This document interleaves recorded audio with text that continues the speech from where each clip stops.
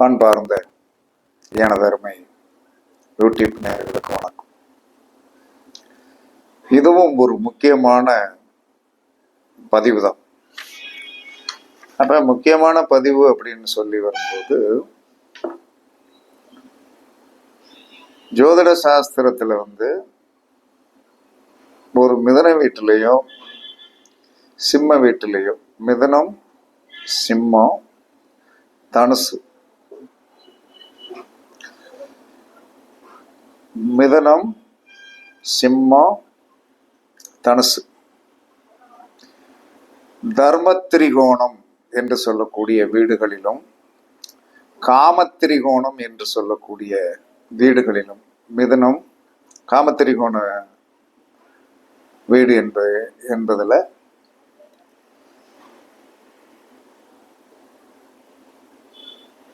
காமத்திரிகோணம் என்று சொல்லக்கூடிய மிதனத்திலையும், அதற்கடுத்து என்ன சொல்றான்னா கும்பத்திலையும் கிரகங்கள் உச்சமாகாது, நீச்சமாகாது, ஆட்சியில மட்டும் இருக்கும். மிதனத்துல ஆட்சி மட்டும்தான், சிம்மத்துல சூரியன் ஆட்சி மட்டும்தான், தனுசுல குரு ஆட்சி மட்டும்தான், கும்பத்துல சனி ஆட்சி மட்டும்தான். மூலம் தெரியும். இது ஏன் அப்படிங்கிற ஒரு கேள்வி எல்லாத்துக்கும் வரணும். அதாவது ஜெனரல் ப்ரிடிக்ஷனை மட்டும் படிக்காமல், ஒரு வீட்டில் இந்த இடத்தில் மட்டும் யாருமே ஆட்சி மட்டும்தான் இருக்கணும், உச்சமும் கிடையாது, நீச்சமும் கிடையாது. என் வீடு இப்படித்தான், எனக்கு இங்க என்னுடைய வீட்டுக்கு ஒரு மிதன வீட்டில் யாரும் உச்சமும் கிடையாது, நீச்சமும் கிடையாது. ஒரு சிம்ம வீட்டில் ஒன்லி ஆட்சி மட்டும்தான், தனுர் வீட்டில் ஒன்லி ஆட்சி மட்டும்தான், கும்பத்தில் ஆட்சி மட்டும்தான். இதை ஜோதிட சாஸ்திரத்தில் எல்லாரும் ஏன் இப்படி வந்தது அப்படின்னு சொல்லி வரும்போது கேட்கணும், தெரிஞ்சுக்கணும்.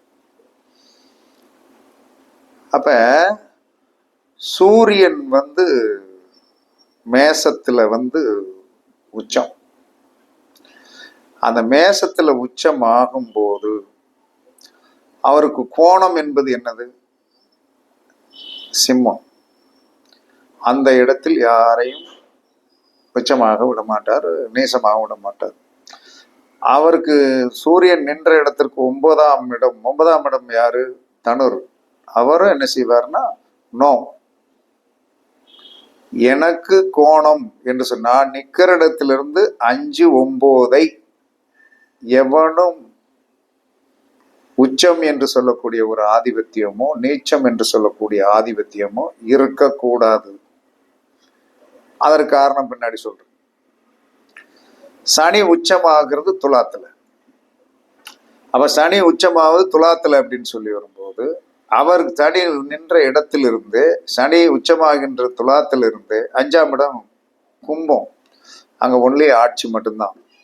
சனி நின்ற இடத்திலிருந்து 9ஆம் இடம் மிதுனம், அங்க என்ன? ஒன்லி ஆட்சி மட்டும்தான். அப்ப இவர்களுடைய பவர் தன்னுடைய கோணத்தில் நின்ற இடத்திற்கு 5, 9 எந்த கிரகமுமே அவர்கள் உச்சமாக விடுவதும் இல்லை, நீச்சமாக விடுவதும் இல்லை. சூரியனுக்கு அதான். சூரியன் மேசத்துல இருக்கிற தான் அவர் உச்சமாகிறாரு. சிம்மத்தில் எந்த கிரகம் உச்சமாகாது, தனுசுல எந்த கிரகம் உச்சமாகாது, நீச்சமாகாது. சனி துலாத்துல உச்சம், கும்பத்துல எந்த கிரகம் உச்சமாகாது,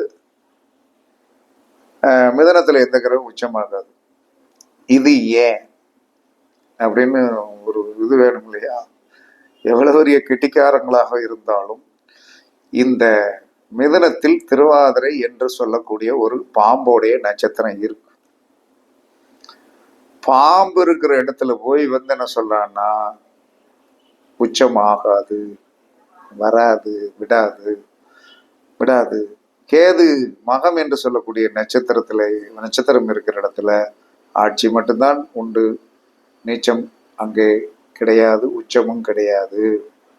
அதற்கடுத்து மூலம் என்று சொல்லக்கூடிய நட்சத்திரம் இருக்கின்ற இடத்துல வந்து ஒன்லி ஆட்சி மட்டும்தான், உச்சமும் கிடையாது, நீசமும் கிடையாது. அப்ப சூரியனுடைய பவர்ஸும் சனியோடைய பவர்ஸ், இப்ப சனி நிக்கிற இடத்துல இருந்து 5ஆம் வீடு அங்க சதய நட்சத்திரம் இருக்குது, 9ஆம் வீட்டுல திருவாதிரை நட்சத்திரம் இருக்குது. அப்ப இவர்கள் இருக்கின்ற இடத்துல போய் யாருமே ஜெயிக்க முடியாது, ஜெயிக்க முடியாது. அப்ப ஜெயிக்க முடியாதுங்கிறதுக்காக அப்ப சனிக்கும் சூரியனுக்கும் எவ்வளவு வலிமையை கொடுத்துருக்கிறான், சனிக்கும் சூரியனுக்கும் எவ்வளவு வலிமையை கொடுத்துருக்கிறான். அப்ப சனிக்கும் சூரியனுக்கும் வலிமையை கொடுத்து என்ன செஞ்சிருக்கிறான்னா, அங்க வந்து சூரியன் என்று சொல்லக்கூடிய கார்த்திகை, ரோகிணி, மிருகசீரிடம், திருவாதிரை, அந்த 4வது நட்சத்திரம் பயங்கரமான வலிமையானது. சூரியனுக்கு சேமத்தாரை யார் கொடுக்கறது? சூரியனுக்கு சேமத்தாரை கார்த்திகை, ரோகிணி, மிருகசீரிடம், திருவாதிரை 4வது நட்சத்திரம். சனிக்கு அனுசம், கேட்டை, மூலம், புராடம், உத்திராடம், திருவோணம், அவிட்டம், சதயம். சனியோடைய நட்சத்திரத்திற்கு 8வது நட்சத்திரம், சனியோடைய நட்சத்திரத்துக்கு 8வது நட்சத்திரம் வந்து என்ன சொல்றான்னா வந்து அழுக்கெடுத்து விடக்கூடிய நட்சத்திரம். அங்கேயும் அந்த சனிக்கு வந்து ஃபேவரேட் தான். யாரு? சனிக்கும் ராகு ஃபேவரேட் தான், சூரியனுக்கும் ராகு ஃபேவரேட் தான். இதை நம்ம எல்லாருமே நன்றாக கருத்தில் கொள்ளணும். எல்லாமே பகை அப்படி இப்படின்ட்டு வந்து என்ன சொன்னா நமக்கு ஒரு கருத்தை சொல்லி விட்டுட்டு போயிடுவாங்க. நல்லா யோசனை பண்ணி பார்க்கணும். அப்ப ஒவ்வொரு கிரகத்திற்கும் அந்த கிரக நட்சத்திரத்திற்கு 4ஆம் இடம், 4வது நட்சத்திரம் சேமத்தாரை தான், சேமத்தாரை தான். அதனால இந்த ஒரு காரணத்தினால்தான் ராகு கேது இருக்கின்ற இடம், ராகு கேது இருக்கின்ற, ராகு வந்து எந்த மிதன ராகு, கும்பராகு, அதற்கடுத்து சிம்ம கேது, தனுர் கேது இருக்கின்ற இடங்களில் எந்த கிரகங்களும் உச்சமும் நீச்சமும் ஆக முடியாது. இதற்கு காரணம் வந்து என்ன சொன்னா சூரியன் பிளஸ் சனி. அதற்கு அந்த இடத்தில் இருக்கின்ற நட்சத்திரங்களுக்கு பவர் ஜாஸ்தி, அதுலேயும் ராகு கேதுகளுடைய நட்சத்திரத்துக்கு பவர் ஜாஸ்தி. அதனால யாருமே அந்த இடத்துல வந்து உச்சமும் ஆகலை, நீசமும் ஆகலை, ஆட்சி மட்டும்தான். மிதனத்தில் புதன் ஆட்சி, சிம்மத்தில் சூரியன் ஆட்சி, தனுசில் குரு ஆட்சி, கும்பத்தில் வந்து சனி ஆட்சி. இந்த இடம் அதுல வந்து என்ன சொன்னா அங்க பாரபட்சம் என்பது இல்லை, ஒன்லி ஆட்சி மட்டும்தான். மேல நீ மேல நான் கீழே, எனக்கு இந்த கிரகம் அடிமை அப்படிங்கிற ஒரு ஆதிபத்தியத்தை அது நடைமுறைக்கு கொண்டு வராது. அதனால எல்லாரும் புரிஞ்சுக்கிடணும். ஒரு கருத்துக்களை சொல்லியிருக்காங்க. ஏன் இந்த இடத்தில் உச்சமாகவில்லை அப்படின்னா, எப்பயுமே சூரியன் உச்சமாகின்ற இடத்திற்கு 5, 9 எந்த கிரகமும் நீசமும் ஆகாது, உச்சமும் ஆகாது. சனி உச்சமாகின்ற இடத்திலிருந்து 5, 9 எந்த கிரகமும் நீசமும் ஆகாது, உச்சமும் ஆகாது. அங்கே ராகு கேதுகள் நட்சத்திரம் இருக்கின்ற காரணத்தினால் அவர்கள் முதுகில் போய் வந்து யாரும் குதிரை ஏற முடியாது அப்படின்னு சாஸ்திரம் சொல்லுது. இதெல்லாம் ஒரு நமக்கு நம்மளுடைய ஜோதிட புலமை வேணும். ஜோதிட புலமை இல்லாமல் யார் வந்து இத்தனைக்கான வந்து என்ன சொன்னான்னா வந்து இத்தனைக்கான கரிமருந்தை வச்சு வெடிகுண்டு வச்சிருக்கேன்லாம் சொல்லிட்டாங்க. ஜோதிடம் உங்களை ஏமாத்தும். ஜோதிடம் படிச்சவர்கள் பூராமே நீங்கள் நிம்மதியாக இருக்கேன்னு யாராவது ஒருத்தர் சொல்லுங்க. நானே சொல்ல மாட்டேன். எப்ப ஏதாவது ஒரு மனச்சஞ்சலத்தை ஜோதிடம் என்று சொல்லக்கூடியதை ஒருவன் சொல்ல ஆரம்பித்துவிட்டால் அவன் 8ஆம் பாவம் எந்த நேரம் வந்து பாம்பு மாதிரி படக்குன்னு எந்ததாவது ஒரு வேதனையை கொடுத்து கொண்டே இருக்கும். ஜோதிடம் முடிச்சவனுக்கு வந்து 8ஆம் பாவம் நல்லா வேலை செய்யும். ஏன்னா 2ஆம் பாவம் என்று சொல்லக்கூடிய வாயால வந்து என்ன சொல்றான்னா, இவன் பாட்டுக்கு அடிச்சு விட்டுட்டே இருப்பான். இவன் சொல்லிட்டு அவன் என்ன செய்வான் தெரியுமா?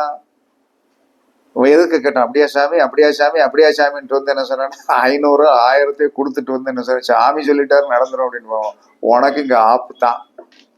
அதனால ஜோதிடத்தில் இருக்கின்ற குறைகளை, ஜாதகத்தை பார்த்தவன் என்ன குறையோடு இருக்கிறான் என்பதை சொல்லணும். நிறைய தான் அவன் அனுபவிச்சுட்டு இருந்து வந்திருப்பான். திடீர்னு வந்து உனக்கு தாய்மாம் எத்தனைன்னு நீங்க சொல்லிட்டு அலைய வேண்டிய அவசியமே கிடையாது. அவனுக்கு தான் தாய்மாம் எத்தனைன்னு தெரியாமலா பார்க்க வந்திருக்கான், பிள்ளை எத்தனைன்னு தெரியாமலா பார்க்க வந்திருக்கான்.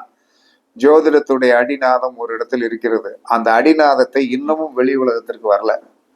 நாங்க எடுத்து சொல்லிட்டு இருக்கோம். ஏன்னா வந்து இதை எப்படி கண்டுபிடிக்கிறது அப்படிங்கிறது இன்னமும் யாரும் புரியாத புரிதலாவே ஏன் இப்படி சொல்றாரு அப்படிங்கிற ஒரு கருத்துக்கள் இன்று வரை இருக்கிறது. ஒவ்வொரு மனிதனும் நாம் என்ன செய்யக்கூடாது என்ற விதி இருக்கிறது. நீ ஒரு நட்சத்திரத்தில் பிறந்து விட்டாயா, திருவோணத்தில் போய் ஒருத்தன் பிறந்துட்டான்னு வைங்க. திருவோணத்தில் ஒருத்தன் பிறந்து விட்டான். அவன் செய்யக்கூடாத ஒண்ணு, தான் பொண்டாட்டிக்கு துரோகம் பண்ணக்கூடாது. திருவோணத்தில் ஒரு பெண் பிறந்தாலும் அதான். அதை நீங்க வந்து மாத்தவே முடியாது. அந்த துரோகி என்று சொல்லக்கூடிய பட்டத்தை நீங்கள் பெறுவதற்காகத்தான் இந்த பூமியில போய் பிறந்தீங்க அப்படிங்கிறது வந்து என்ன சொன்னா உங்களுக்கு தெரியாதுல்ல. அதே மாதிரி சந்திரனுடைய நட்சத்திரத்தில் யார் பிறந்தாலும் சரிதான், அவர்கள் தன்னுடைய கணவனையோ மனைவியையோ ஏமாற்றி விட்டார்கள் என்று சொன்னால் வாழ்க்கை நாசம். சூரியனுடைய நட்சத்திரத்தில் சூரியனுடைய நட்சத்திரத்தில் யார் பிறந்தாலும் பண்டாரம் பரதேசியையும் ஜோதிடத்தையும் ஆன்மீகவாதிகளையும் ஏமாற்றாதே. அவன் கூட சண்டை போடாத. உனக்கு ஆப்பே அவன் வாய் தான். கேதுவோடைய நட்சத்திரத்தில் யார் பிறந்தாலும் உனக்கு வந்து என்ன சொன்னா பெரியவர்களை மதிக்க தெரியாது. ஆனால் நீ என்ன செய்வாய்? ஏமாற்றுவாய். எதை ஏமாற்றுவாய்? வேலைக்கு கூலி தருகின்றதில் பிரச்சனை பண்ணுவாய். கேதுவோடைய நட்சத்திரமாகி அசுவதி மகம் மூலத்தில் போய் பிறந்து விட்டால் நீ வந்து யாரை ஏமாத்துவ? வேலைக்கு கூலி கேட்கிறவனை மனச்சஞ்சலப்படுத்துவாய்.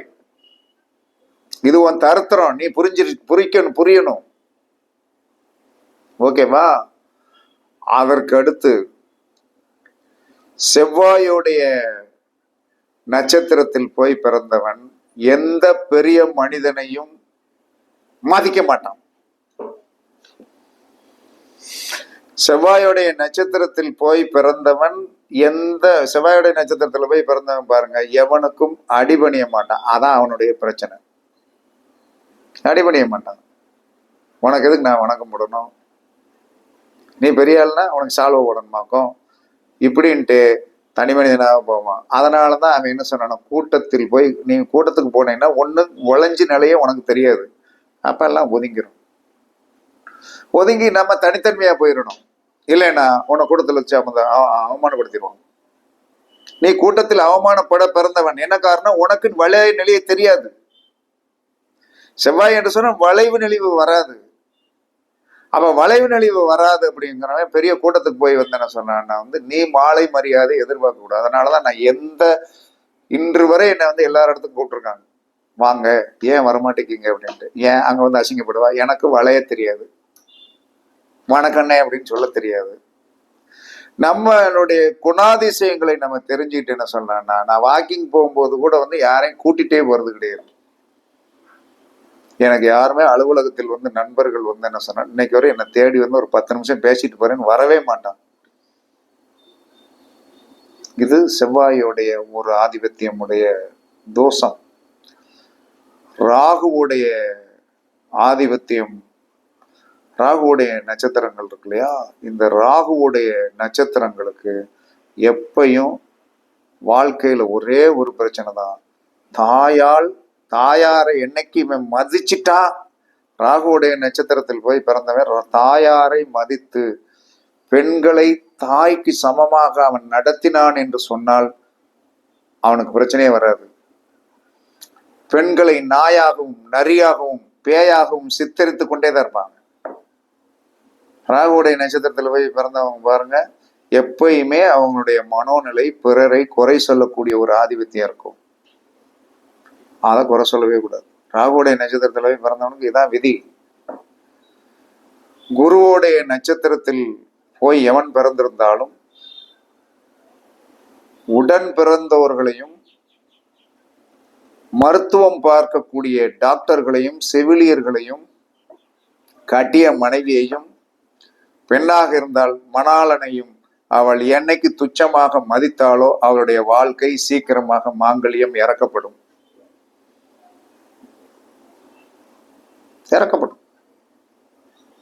அதற்கடுத்து சனியோடைய நட்சத்திரத்தில் யார் பிறந்திருந்தாலும் உனக்கு என்ன அளவீடு கொடுத்துருக்கான்? பேராசைப்படக்கூடாது. நீ ஏன் பிறந்தது சனியோடைய நட்சத்திரம், உனக்கு எதுக்கு பேராசை வருது? அப்ப உனக்கு பேராசை, அந்த பேராசை நீ சனியோடைய நட்சத்திரத்துல போய் பிறந்துட்டியா, சனியோடைய லக்கண புள்ளியில கூட வந்து என்ன சொன்ன, உன்னுடைய லக்கணம் விட்டு உனக்கு பேராசை என்று சொல்லக்கூடிய எண்ணமே நீ வரக்கூடாது. நீ ஜெயித்து விடுவாய். புதனுடைய நட்சத்திரத்தில் போய் பிறந்தவனுடைய சாபம் எங்கே இருந்து வரும்னா குருகிட்ட இருந்து வந்துடும். இவன் குருவை மதிக்க மாட்டான். நீ வாத்தியார்னா நான் உன்னை மதிக்கணுமாக்கும் அப்படிங்கிற ஒரு ஆணவம் வந்து புதனுடைய. ஏன்னா ஏற்கனவே அறிவு இருக்கிறதுனால அவனுக்கு என்ன சொல்றான்னா எவனையும் பார்த்து மதிக்க மாட்டான். அப்ப இவர்களெல்லாம் அழிவது கேதுவோடைய நட்சத்திரத்தில் போய் பிறந்தவன் சனியாலும்,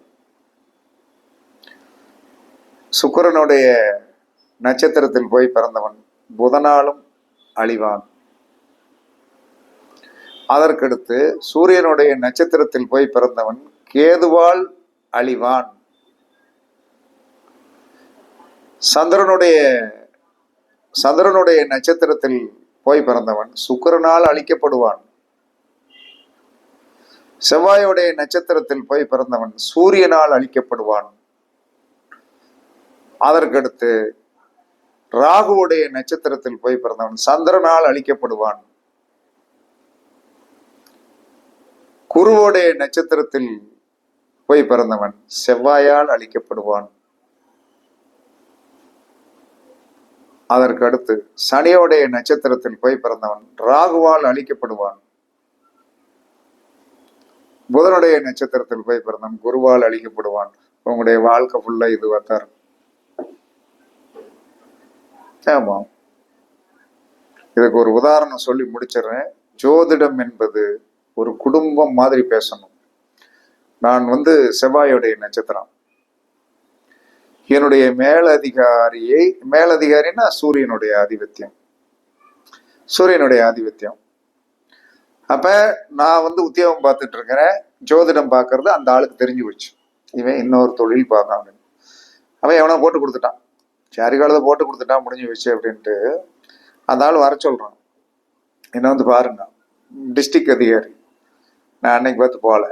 அவன் கேட்க போறான், நம்ம வந்து போனேன். அப்ப என்ன சொல்றான்னா, என்ன செய்ய போறான், ஏன்னா நான் 3 மாசம் லீவ் போட்டிருந்தேன், திரும்ப ஜாயின் பண்ண சொல்ல. ஜாயின் பண்ணிட்டு இப்போ ஜாயின் பண்ண உடனே என்னை வந்து சார் நான் இருக்கிற இடத்துல இருந்து ஒரு 60 கிலோமீட்டர் தள்ளி மாற்றி அவன் கஸ்டடி கொண்டு வரணும்னு நினைக்கிறான்.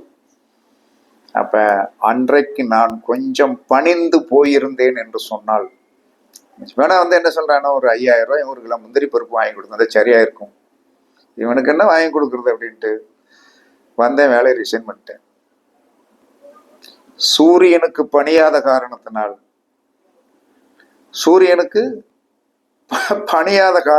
செவ்வாய் சூரியனுக்கு பணியல.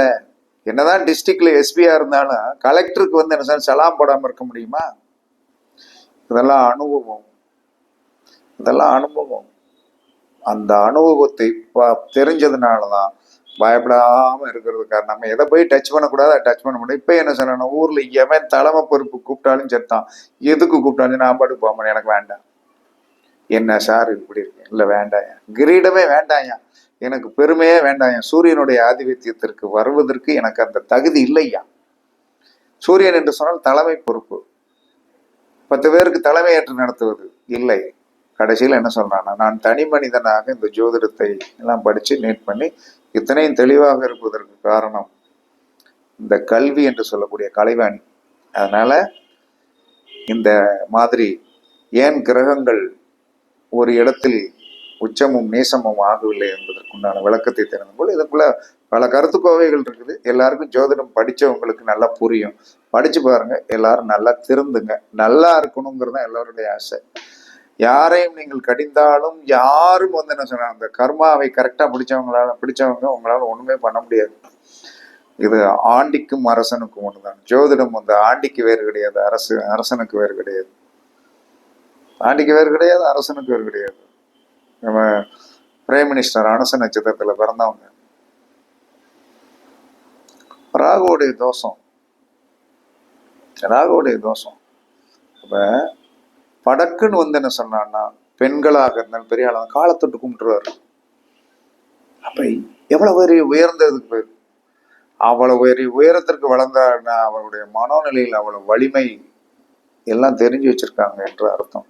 அதனால எல்லாருக்கும் வாழ்த்துக்கள் கூறி வீடியோவை நல்லா பாருங்க, படிங்க என்று கூறி உங்களிடமிருந்து விடைபெறுவது சிப்பிப்பாறை ஜோதிடரசு ஆதிராகவன் ஜெயபாலாஜி. சுகமே சூழ்க, சுகமே சூழ்க. வாழ்க வளமுடன், வாழ்க வளமுடன். வணக்கம், வணக்கம், வணக்கம்.